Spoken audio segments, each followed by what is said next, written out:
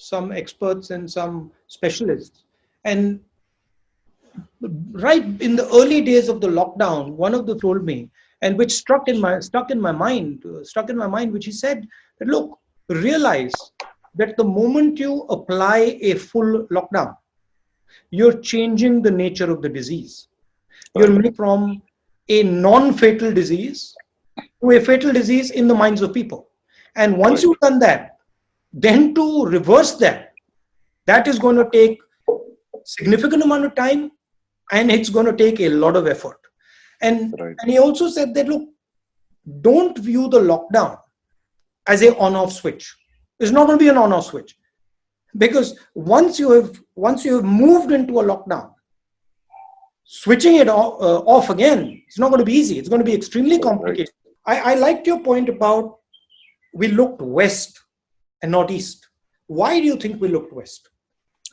India not only looked west, it went uh, to the Wild West, I think, in the sense we stayed more towards the impervious side.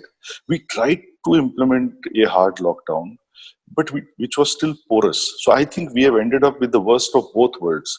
On the one hand, a porous virus makes sure that the porous lockdown makes sure that the virus will still exist. And as you said, it is still waiting to hit you when you unlock.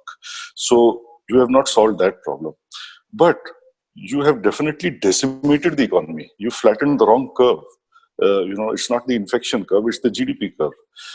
This is what we have ended with, the worst of both worlds. In my view, what should have been done is something more right of center, uh, which is the kind of stuff that we are hearing out of Japan and Sweden.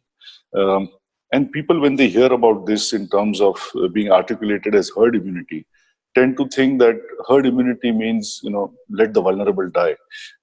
It doesn't mean that at all. They're missing the details that whether it's in terms of sanitization, masks, distancing, Sweden, Japan, etc., are following all these practices.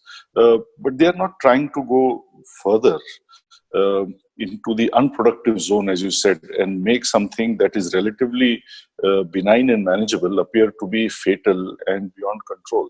So I think, unfortunately, we have a quasi hard lockdown, I would say, which has given us the worst of both worlds.